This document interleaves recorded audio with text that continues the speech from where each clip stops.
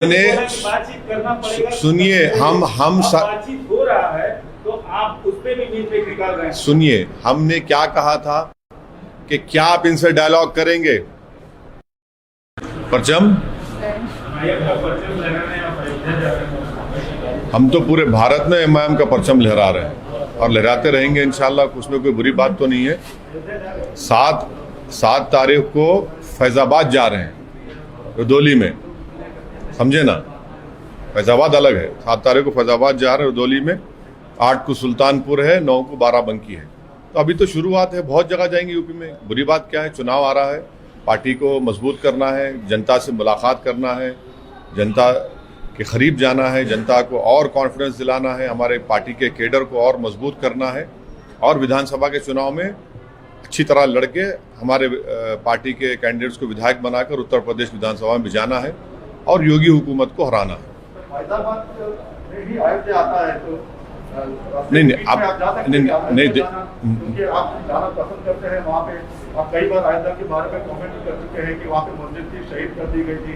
तो क्या वहाँ पे या फिर नई जगह दी गई मस्जिद के लिए वहाँ पे जाने का कुछ प्लान है सर? देखिए, सुबह क़यामत तक हम यही बोलते रहेंगे कि वहाँ पर मस्जिद थी जिसको 6 दिसंबर को 1992 को बीजेपी और संघ परिवार ने मिलकर मस्जिद को शहीद किया। और अगर मस्जिद शहीद नहीं होती तो सुप्रीम कोर्ट का जजमेंट कुछ और आता। अब रहा सवाल कि मेरे को लगता है कि आप सवाल इसलिए कर रहे हैं कि थोड़ा ज्योग्राफी में कमज़ोर है आप। फैज़ाबाद एक डिस्ट्रिक्ट अलग है, फैज़ाबाद डिस्ट्रिक्ट में रुदौली है, वहाँ जा रहे हैं। अयोध्या भी आता है सर? हाँ, सब, अरे भारत में तो सब आता है ना। ये जैसा हैदराबाद आता है भारत में, कश्मीर आता है, ये भी आता है, तो पूरे भारत में जा सकते हैं। नहीं, मैं आपकी बेचैनी को और एक्साइटमेंट को समझता हूँ, मगर इतना बेचैन एक्साइट मत हो जाइए। अभी बहुत टाइम बाकी है, सब जगह जाएंगे, फिक्र मत करिए। फैजाबाद जा रहे हैं अभी तो, फैजाबाद डिस्ट्रिक्ट में रुदौली है, वहाँ जा रहे हैं। आप पिछले कई दिनों से कह रहे थे कि भारत सरकार का रुख क्या है तालिबान को लेकर के, काफी आपने कमेंट भी किया। तो हाल ही में जो है तालिबान के जो जिम्मेदार है वो जाकर के भारतीय रिप्रेजेंटेटिव से मिले दोहा कतार में, तो उसको कैसे देखते हैं? भारत सरकार की तरफ से जो ऑफिशियल स्टेटमेंट आया है उसमें यह कहा गया है कि तालिबान, अब ये बीजेपी संघियों से मैं चाह रहा हूं कि सुने इस जुमले को, तालिबान के रिक्वेस्ट पर मोदी सरकार ने भारत की सरजमीन पर तालिबान से बातचीत की। अब हम ये पूछना चाह रहे हैं मोदी सरकार से कि उनको क्या आपने कबाब खिलाया, या उनको आपने दूध पिलाया, या बगैर दूध की चाय पिलाई? और जब आपने बातचीत की तो आपने क्या उनसे कहा कि हेलमंड प्रोविंस में जैश ए मोहम्मद एक्टिव है, खोस्ट में लश्कर तैयबा का कैंप एक्टिव है? क्या भारत सरकार ने तालिबान के उस रिप्रेजेंटेटिव से ये खुलकर कहा कि हमारे जो माइनिंग राइट्स हैं एक मुकाम पर, क्या हमने उस माइनिंग राइट्स को आजीगोट में उसको बरकरार रखेंगे? और सबसे अहम बात यह है कि भारत सरकार यूएन सैंक्शन कमेटी का चेयरमैन है, तो क्या वो तालिबान और हक्कानी नेटवर्क के वो टेररिस्ट को डिलिस्ट करेंगे? और सबसे बुनियादी बात, ये मोदी सरकार देश को बताए कि तालिबान आतंकवादी है या नहीं है, और उनका मौक़िफ़ क्या बता दें। अगर आतंकवादी है तो क्या वो यूएपीए की टेरर लिस्ट में तालिबान को ऐड करेंगे, हक्कानियों को ऐड करेंगे? नहीं करेंगे, क्योंकि आए दिन एक मुसलमान अगर तरकारी बेचता है तालिबानी है, कोई इनसे अपोज करता है पॉलिटिकली, चाहे मुसलमान हो ना हो, ये तालिबानी सोच का है। ये बीजेपी के लोग आपके चैनलों पर बैठकर बोलते हैं। तो हम मोदी सरकार से ये पूछ रहे हैं, साफ तौर पर बता दीजिए कि क्या तालिबान के बारे में आपका मौक़िफ़ क्या है? क्या आप तालिबान को टेररिस्ट ऑर्गेनाइजेशन मानते हैं या नहीं मानते हैं? अगर सुनिए, अगर नहीं मानते हैं तो क्या आप उनको यूएन सैंक्शन कमेटी में, जिसका चेयरमैन भारत है, तालिबान के टॉप 100 लीडर हक्कानी नेटवर्क के लीडर्स, उनको आप डिलिस्ट करेंगे, और अगर आप नहीं करेंगे तो क्या आप उनको यूएपीए की टेरर लिस्ट में उनको शामिल करेंगे? और अगर आप ये सब भी नहीं करेंगे तो क्या मोदी सरकार इनके जो स्पोक्स पर्सन है और इनके जो मीडिया के दोस्त हैं उनसे कहेंगे कि please shut up and don't call everyone तालिबानी? ये हमारा उनसे सवाल है।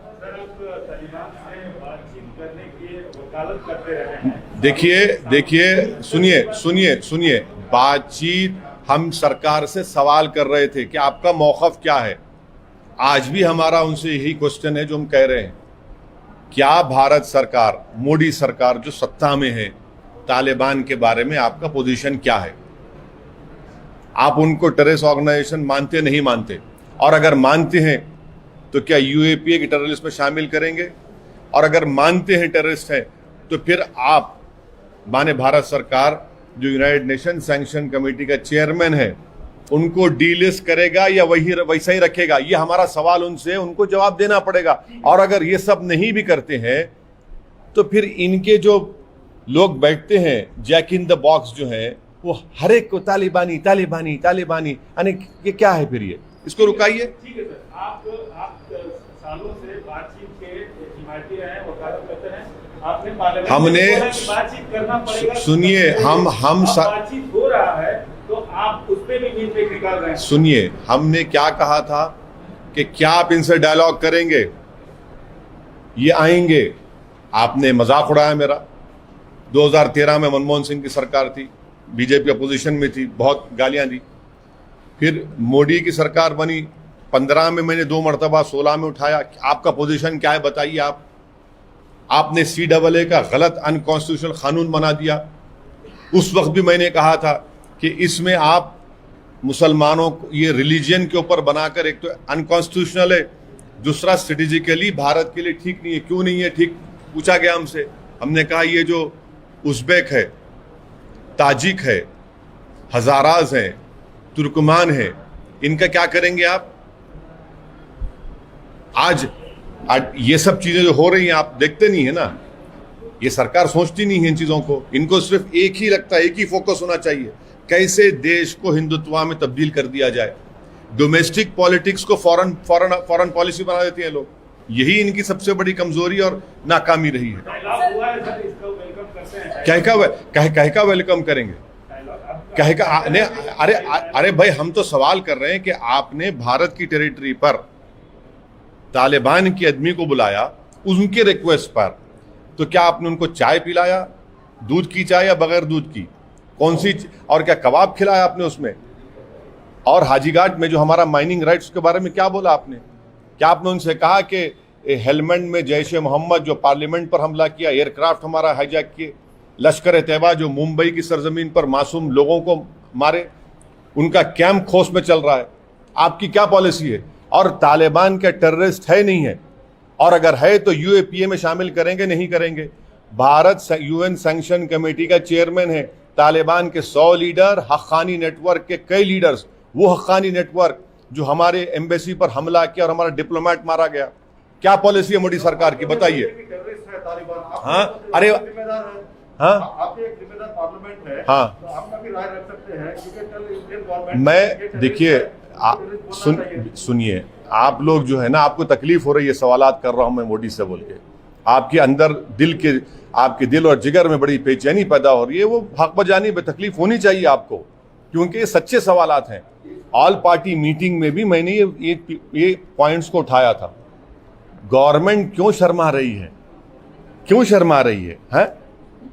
पास आते भी नहीं, चिलमन से हटते भी नहीं, ये पर्दे से झांक झांक कर क्यों मोहब्बत कर रहे हैं? खुल के बोलिए। अरे खुल के बोलिए ना। नहीं ये अरे कोई देश के मामले में, देश की सिक्योरिटी के मामले में ये सरकार को ये जवाब देना पड़ेगा जो हम उठा रहे हैं। सर, पाकिस्तान ने ये एडमिट किया है कि वो लोगों ने सालों से तालिबान को they have been feeding Taliban from last many, और हम उनको हमारे सरजमीन पर बुलाकर चाय पिलाते हैं, बिस्किट खिलाते हैं, कबाब खिलाते हैं। ये क्या बात है? फिर पाकिस्तान ने आखिरकार एडमिट कर लिया। अरे वो देखिए, अगर पाकिस्तान एडमिट कर रहा है तो फिर आप भारत की सरजमीन पर तालिबान के आदमी को बुलाकर चाय, बिस्कुट, कबाब खिलाएंगे? ये बिल्कुल सही है। तालिबान और पाकिस्तान का तो ऐसा रिश्ता है जो कभी खत्म नहीं होगा। सर, आप बार-बार कह रहे हैं कि जो भी मुखालिफत कर रहा है तो उसको तालिबान बोला जा रहा है, तो क्या आपको डर है, क्योंकि आप भी उत्तर प्रदेश के चुनाव में जो से हिस्सा लेने मैंने तो आपको भी सुनिए, ये मोदी सरकार उत्तर प्रदेश के चुनाव तक तालिबान करेगी, और जैसा चुनाव खत्म हो जाएंगे आप देखेंगे तालिबान के लीडर के साथ बैठकर ऑफिशियली बैठ के बोलेंगे हाँ बातचीत और करेंगे। तो ये उत्तर प्रदेश चुनाव तक हम इनसे कह रहे हैं ड्रामाबाजी बंद करिए, आप देश हित में बताइए कि क्या तालिबान के बारे में मोदी सरकार का मौक़िफ़ क्या है, पोजीशन क्या है, क्या वो टेररिस्ट है नहीं है, क्या तालिबान ने हेलमंड प्रोविंस में और अफगानिस्तान खोस्ट में लश्कर तैयबा के कैंप्स है नहीं है, हमारे हाजीघाट में हमारे माइनिंग राइट्स के ऊपर क्या होगा, क्या भारत अगर तालिबान को टेररिस्ट मानता है तो क्या उनको यूएपीए की लिस्ट में शामिल करेगा, और अगर चेयरमैन है यूएन सैंक्शन कमेटी का उनको डिलिस्ट करेंगे आप? बताइए आप, ये सरकार से सवालात करना हमारा राइट है ना, सरकार जवाब ही नहीं दे रही इस बारे में। सर, उत्तर प्रदेश में आप चुनाव लड़ने जा रहे हैं, 100 सीटों का ऐलान भी कर दिया है, लेकिन क्या वजह है कि आप कई लोगों से बातचीत भी कर रहे हैं तो उसको पोशीदा क्यों रखे हुए? किसको? जो बातचीत चल रही है आपकी, चुनाव नजदीक है, आप बता दीजिए जो आपको कोई सीक्रेट पोशीदा बात मालूम है तो हम इकरार कर लेंगे, सच्चाई है तो उसमें जाते हैं, लोग जाते हैं, मुलाकात करते हैं। हाँ तो अरे भाई, तो ये तो पार्टी की पॉलिटिकल स्ट्रेटेजी होती है हर पार्टी की, जितनी बताना है बताएंगे, जो नहीं बताना है क्यों बताएंगे, तो हर पॉलिटिकल पार्टी करती है ना, इसमें मुझे ही क्यों बता रहे हैं आप? 100 हमारे उत्तर प्रदेश के जो प्रेसिडेंट है जनाब शौकत अली साहब ने इस बात का ऐलान किया, अनाउंस किया कि मजलिस उत्तर प्रदेश के चुनाव में 100 असेंबली सीटों पर तैयारी कर रही है लड़ने के लिए। सर, ये आप बताना चाहेंगे नहीं, लेकिन उत्तर प्रदेश में हाईकोर्ट में धार्मिक शिक्षा देने वाले मदरसों को लेकर यूपी सरकार से जानकारी मांगी है कि क्या सेक्युलर राज्य को धार्मिक शिक्षा देने वाले मदरसों को फंड देने का अधिकार है? क्या मदरसे संविधान के अनुच्छेद 25 से 30 प्राप्त मौलिक अधिकारों के तहत सभी धर्मों का विश्वास संरक्षण देते हैं? अरे आप योगी से पूछिए ना, मैं मुख्यमंत्री हूँ उत्तर प्रदेश का, योगी से पूछिए सवाल। आप इलाहाबाद हाईकोर्ट को क्या जवाब दाखिल करेंगे हम भी देखेंगे, जवाब दाखिल करने के बाद आप आइए हमारे पास। लेकिन आपकी तो राय होगी नहीं, हर चीज में राय देना जरूरी नहीं है। जब सरकार से पूछा गया है तो सरकार जवाब देगी, और सरकार आपकी है, मेरी नहीं है। सर, जेएनयू सिलेबस विवाद के बीच आज एग्जीक्यूटिव काउंसिल की मीटिंग होगी, सिलेबस को कोर्स में शामिल करने को लेकर निर्णय लिया जाएगा। इंजीनियरिंग प्रोग्राम के 5वें साल में काउंटर करिकुलर का कोर्स एक हिस्सा जो कट्टरपंथी पर आधारित है, 17 अगस्त को इसके एकेडमिक काउंसिल की मीटिंग में सिलेबस को मंजूरी मिल चुकी थी। क्या यह सही समझते हैं? काउंटर टेररिज्म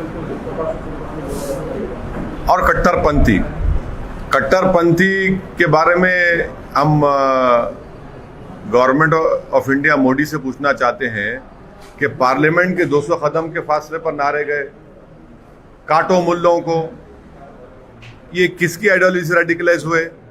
कट्टरपंथी कैसा हो गए? कौन थे जो दिल्ली के चुनाव से पहले कह रहे थे देश के गद्दारों को गोली मारो डैश डैश? वो कौन सी आइडियोलॉजी से कट्टरपंथी हो गए? एक आदमी जो है चूड़ियां बेच रहा है तो उसको मारा जा रहा है और उसको कहा जा रहा है कि तू यहाँ क्यों आया इस धर्म के इलाके में? वो कौन सी आइडियोलॉजी से मुतासर हुए मारने वाले? कल एक वीडियो जारी किया गया, एक हैदराबाद की मोहतरमा है, वीडियो में बोल रहे कि मुसलमान अगर तरकारी और मेवा बेचता है तो ये सब आतंकवादी हैं या कट्टरपंथी हैं। वो कौन सी आइडियोलॉजी से मुतासर होकर उस लेडी ने ये वीडियो बनाया?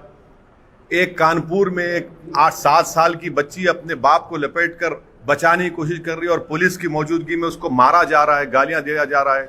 वो कौन सी आइडियोलॉजी से कट्टरपंथी रेडिकलाइज हो गए? कौन है वो लोग जो मध्य प्रदेश में आए दिन लोगों को खुंदल कर मार कर कहते कि इस तरह का नारा लगाओ? वो किस आइडियोलॉजी से उनका ताल्लुक है? इखलाक को मारने वालों की आइडियोलॉजी कौन सी थी? पीलू खान को मारने वालों की आइडियोलॉजी कौन सी थी? अलीमुद्दीन अंसारी को मारने वालों की आइडियोलॉजी, वो कट्टरपंथी क्यों हो गए? रकबर खान को मारकर जोधपुर राजस्थान के कोर्ट में झंडा लगा दिया गया, ये कौन है ये लोग कि जो दिल पार्लियामेंट के 200 कदम के फासले पर वो नारे लगाते हैं काटो मुल्लों को, और उसमें कि रेडिकलाइजेशन किसका हो रहा है, किस पर जुल्म हो रहा है और कौन इनको एम्पावर कर रहा है, ये कहां तक करी जाती है, ये सोचने की जरूरत है। आप रेडिकलाइजेशन का कोर्स करा रहे हैं, मगर रेडिकलाइज कौन हो चुका है इस मुल्क में, कौन रेडिकलाइज हो चुका है? अरे वो छोड़िए ना, हम आपको एग्जाम्पल्स दे रहे हैं, मैं आपको एग्जाम्पल्स दे रहा हूं रेडिकलाइजेशन के। वो लोग इतने, आपको खाली एग्जाम्पल के तौर पर 10 वाकयात बताया हूं, वो तमाम के तमाम एक्यूज कौन सी आइडियोलॉजी से रेडिकलाइज हुए, कैसे कट्टरपंथी हो गए वो लोग, क्यों कट्टरपंथी हो रहे हैं, और उनको ये मालूम कि उनको सपोर्ट करने वाले सत्ता में बैठे हुए हैं, इसीलिए रेडिकलाइज हो चुके हैं। और उनको ये जहर कौन डाल रहा है उनके दिलों में।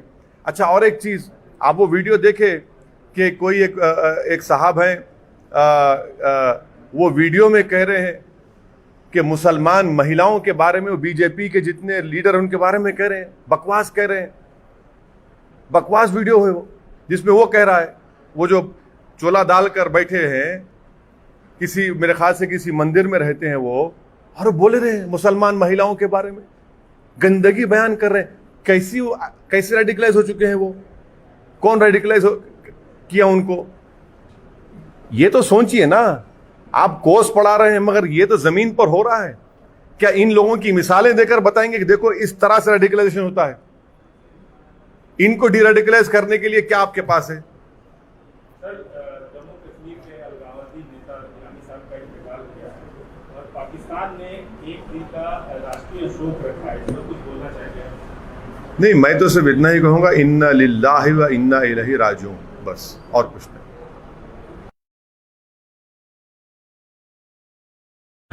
परचम हम तो पूरे भारत में इमाम का परचम लहरा रहे हैं और लहराते रहेंगे इंशाल्लाह, उसमें कोई बुरी बात तो नहीं है। 7 तारीख को फैजाबाद जा रहे हैं, रुदौली में, समझे ना, फैजाबाद अलग है। 7 तारीख को फैजाबाद जा रहे हैं रुदौली में, 8 को सुल्तानपुर है, 9 को बाराबंकी है। तो अभी तो शुरुआत है, बहुत जगह जाएंगे यूपी में, बुरी बात क्या है, चुनाव आ रहा है, पार्टी को मजबूत करना है, जनता से मुलाकात करना है, जनता के करीब जाना है, जनता को और कॉन्फिडेंस दिलाना है, हमारे पार्टी के केडर को और मजबूत करना है, और विधानसभा के चुनाव में अच्छी तरह लड़के हमारे पार्टी के कैंडिडेट्स को विधायक बनाकर उत्तर प्रदेश विधानसभा में भिजाना है और योगी हुकूमत को हराना है। नहीं, आप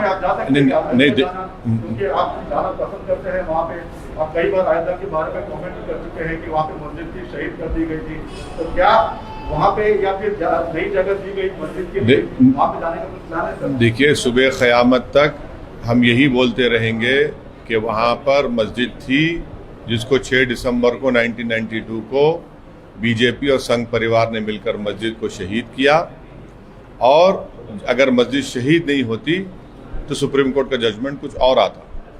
अब रहा सवाल के, मेरे को लगता है कि आप सवाल इसलिए कर रहे हैं कि थोड़ा ज्योग्राफी में कमज़ोर है आप, ज्योग्राफी में कमज़ोर है आप। फैजाबाद एक डिस्ट्रिक्ट अलग है, फैजाबाद डिस्ट्रिक्ट में रुदौली है, वहाँ जा रहे हैं। भी आता है सर? हाँ, सब, अरे भारत में तो सब आता है ना, ये जैसा हैदराबाद आता है भारत में, कश्मीर आता है, ये भी आता है, तो पूरे भारत में जा सकते हैं। नहीं,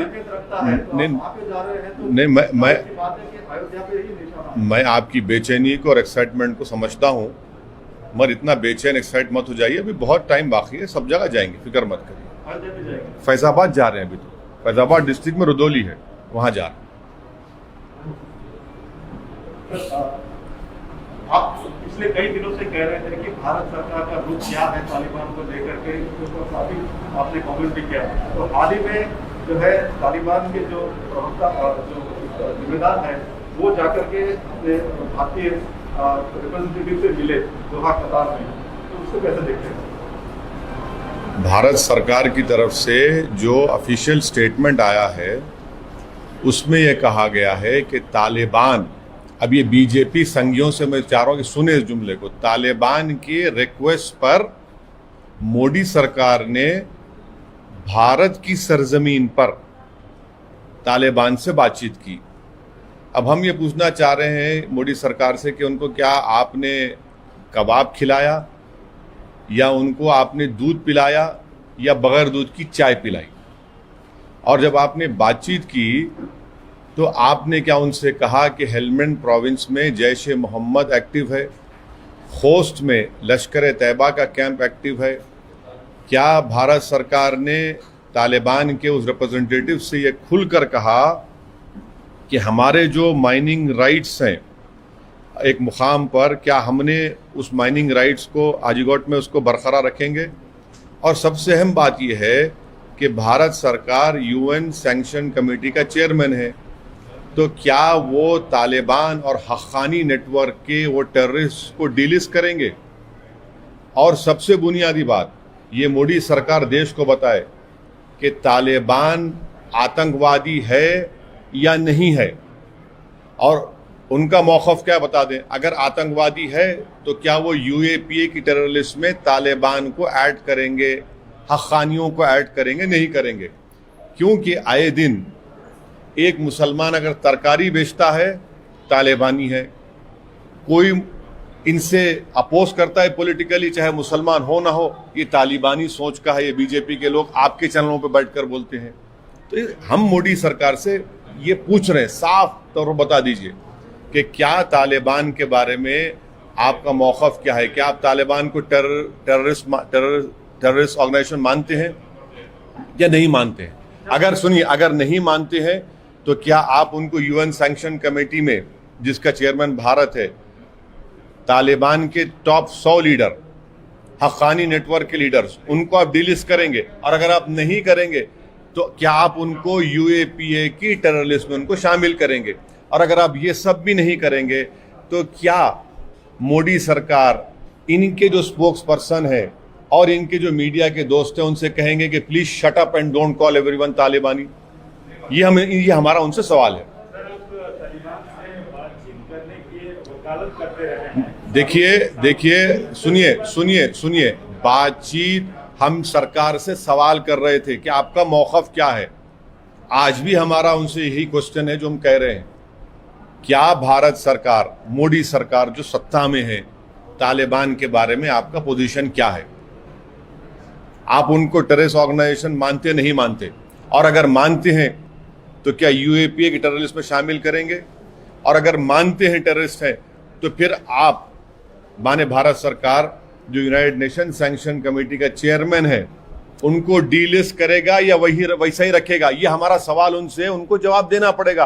और अगर ये सब नहीं भी करते हैं तो फिर इनके जो लोग बैठते हैं जैक इन द बॉक्स जो है, वो हर एक को तालिबानी तालिबानी तालिबानी, यानी ये क्या है फिर? ये इसको रुकाइए। ठीक है सर, आप सालों से बातचीत के हिमायती रहे हैं, वकालत करते हैं, आपने हमने बातचीत करना पड़ेगा। सुनिए, हम बातचीत हो रहा है तो आप उस पे भी मीन पे निकाल रहे हैं। सुनिए, हमने क्या कहा था कि क्या आप इनसे डायलॉग करेंगे? ये आएंगे। आपने मजाक उड़ाया मेरा। 2013 में मनमोहन सिंह की सरकार थी, बीजेपी अपोजिशन में थी, बहुत गालियां दी। फिर मोदी की सरकार बनी, 15 में मैंने 2 मरतबा, 16 में उठाया। आपका पोजीशन क्या है बताइए? आपने CAA का गलत अनकॉन्स्टिट्यूशनल कानून बना दिया। उस वक्त भी मैंने कहा था कि इसमें आप मुसलमानों को ये रिलीजन के ऊपर बनाकर, एक तो अनकॉन्स्टिट्यूशनल है, दूसरा स्ट्रेटेजिकली भारत के लिए ठीक नहीं है। क्यों नहीं है ठीक? पूछा गया हमसे। हमने कहा ये जो उज़्बेक है, ताजिक है, हज़ाराज हैं, तुर्कमान है, इनका क्या करेंगे आप? आज ये सब चीजें जो हो रही हैं आप देखते नहीं है ना। ये सरकार सोचती नहीं है इन चीजों को। इनको सिर्फ एक ही लगता है, एक ही फोकस होना चाहिए, कैसे देश को हिंदुत्व में तब्दील कर दिया जाए। डोमेस्टिक पॉलिटिक्स को फॉरेन पॉलिसी बना देते हैं लोग। यही इनकी सबसे बड़ी कमजोरी और नाकामी रही है। कह का वेलकम करेंगे? कहे का अरे भाई, हम तो सवाल कर रहे हैं कि आपने भारत की टेरिटरी पर तालिबान की आदमी को बुलाया उनके रिक्वेस्ट पर, तो क्या आपने उनको चाय पिलाया? दूध की चाय या बगैर दूध की? कौन सी? और क्या कबाब खिलाया आपने उसमें? और हाजीघाट में जो हमारा माइनिंग राइट्स के बारे में क्या बोला आपने? क्या आपने उनसे कहा कि हेलमंड में जैश ए मोहम्मद जो पार्लियामेंट पर हमला किया, एयरक्राफ्ट हमारा हाईजैक किए, लश्कर तैयबा जो मुंबई की सरजमीन पर मासूम लोगों को मारे, उनका कैंप खोस में चल रहा है, आपकी क्या पॉलिसी है? और तालिबान के टेररिस्ट है नहीं है, और अगर है तो यूएपीए में शामिल करेंगे नहीं करेंगे? भारत यूएन सैंक्शन कमेटी का चेयरमैन है, तालिबान के 100 लीडर, हक्कानी नेटवर्क के कई लीडर्स, वो हक्कानी नेटवर्क जो हमारे एम्बेसी पर हमला किया और हमारा डिप्लोमेट मारा गया। क्या पॉलिसी है मोदी सरकार की, बताइए? हाँ, अरे हाँ, आपके एक जिम्मेदार पार्लियामेंट है, हाँ, तो आप भी राय रख सकते हैं, क्योंकि कल इंडियन गवर्नमेंट मैं देखिए सुनिए, आप लोग जो है ना, आपको तकलीफ हो रही है, सवालात कर रहा हूं मैं मोदी से बोल के, आपके अंदर आपके दिल और जिगर में बड़ी बेचैनी पैदा हो रही है, वो हक बजानी में तकलीफ होनी चाहिए आपको, क्योंकि ये सच्चे सवालात हैं। ऑल पार्टी मीटिंग में भी मैंने ये पॉइंट्स को उठाया था। गवर्नमेंट क्यों शर्मा रही है, क्यों शर्मा रही है, हैं? पास आते भी नहीं, चिलमन से हटते भी नहीं, ये पर्दे से झांक झांक कर क्यों मोहब्बत कर रहे हैं? खुल के बोलिए, अरे खुल के बोलिए ना। नहीं ये अरे कोई देश के मामले में, देश की सिक्योरिटी के मामले में ये सरकार को ये जवाब देना पड़ेगा जो हम उठा रहे हैं। सर, पाकिस्तान ने ये एडमिट किया है कि वो लोगों ने सालों से तालिबान को they have been feeding Taliban from last many और हम उनको हमारे सरजमीन पर बुलाकर चाय पिलाते हैं, बिस्किट खिलाते हैं, कबाब खिलाते हैं। ये क्या बात है? फिर पाकिस्तान ने आखिरकार एडमिट कर लिया। अरे वो देखिए, अगर पाकिस्तान एडमिट कर रहा है तो फिर आप भारत की सरजमीन पर तालिबान के आदमी को बुलाकर चाय, बिस्कुट, कबाब खिलाएंगे? ये बिल्कुल सही है। तालिबान और पाकिस्तान का तो ऐसा रिश्ता है जो कभी खत्म नहीं होगा। सर, आप बार-बार कह रहे हैं कि जो भी मुखालिफत कर रहा है तो उसको तालिबान बोला जा रहा है, तो क्या आपको डर है, क्योंकि आप भी उत्तर प्रदेश के चुनाव में जो सब हिस्सा लेने सुनिए, ये मोदी सरकार उत्तर प्रदेश के चुनाव तक तालिबान करेगी, और जैसा चुनाव खत्म हो जाएंगे आप देखेंगे तालिबान के लीडर के साथ बैठकर ऑफिशियली बैठ के बोलेंगे हाँ बातचीत और करेंगे। तो ये उत्तर प्रदेश चुनाव तक हम इनसे कह रहे हैं, ड्रामाबाजी बंद करिए।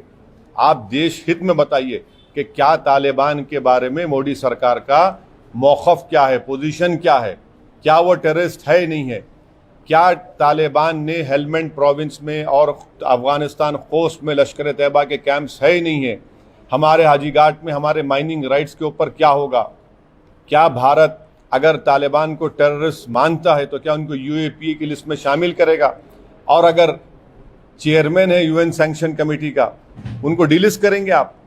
बताइए आप।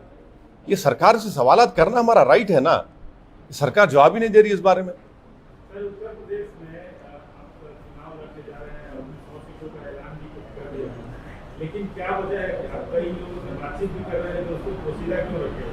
किसको? जो बातचीत चल रही है आपकी, चुनाव नजदीक है, आप बता दीजिए जो आपको कोई सीक्रेट पोशीदा बात मालूम है तो हम इकरार कर लेंगे, सच्चाई है तो उसमें जाते हैं, मुलाकात करते हैं।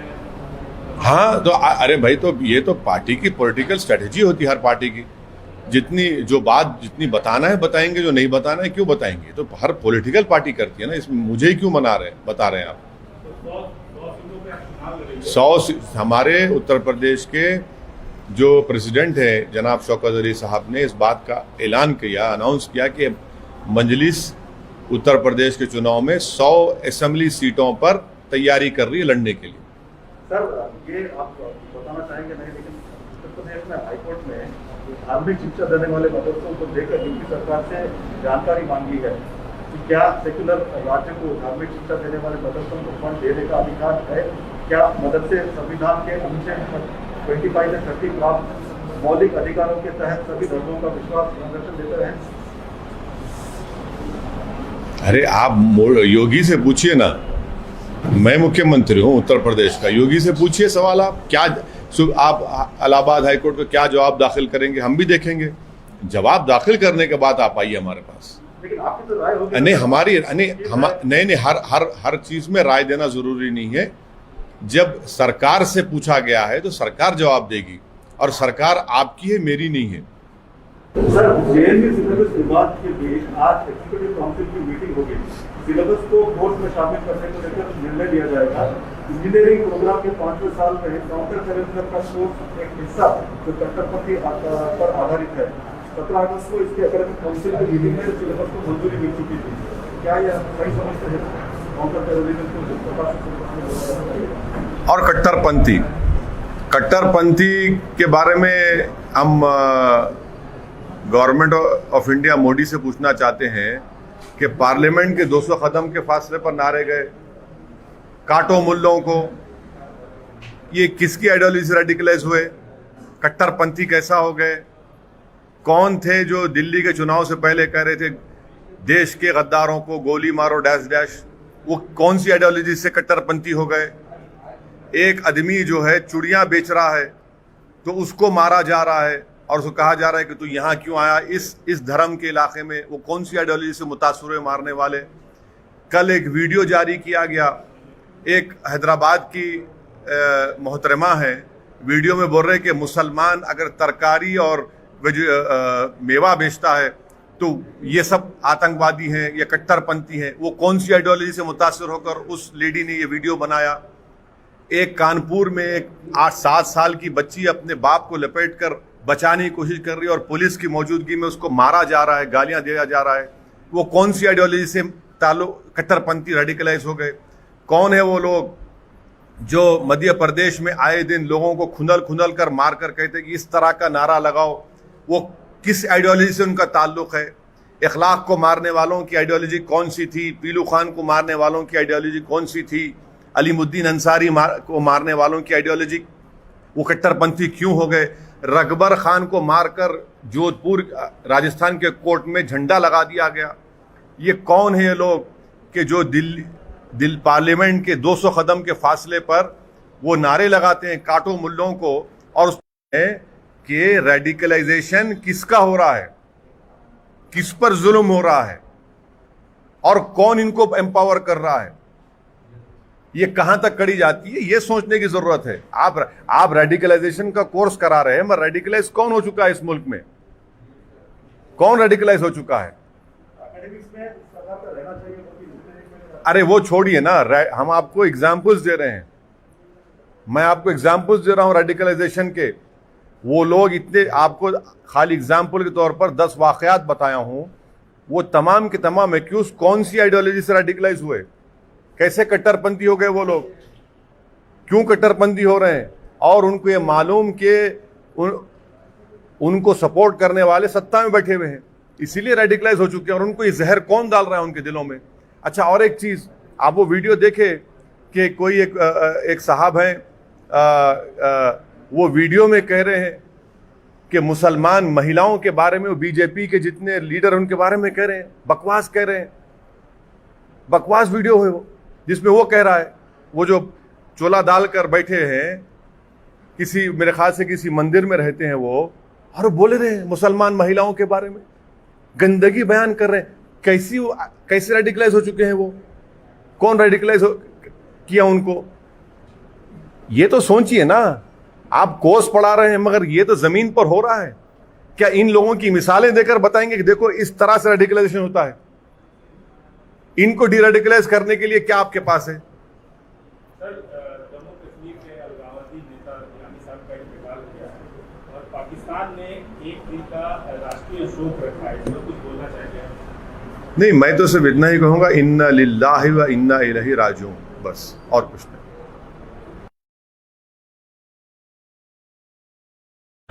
परचम हम तो पूरे भारत में इमाम का परचम लहरा रहे हैं और लहराते रहेंगे इंशाल्लाह, उसमें कोई बुरी बात तो नहीं है। 7 तारीख को फैजाबाद जा रहे हैं, रुदौली में, समझे ना, फैजाबाद अलग है। 7 तारीख को फैजाबाद जा रहे हैं रुदौली में, 8 को सुल्तानपुर है, 9 को बाराबंकी है। तो अभी तो शुरुआत है, बहुत जगह जाएंगे यूपी में। बुरी बात क्या है, चुनाव आ रहा है, पार्टी को मजबूत करना है, जनता से मुलाकात करना है, जनता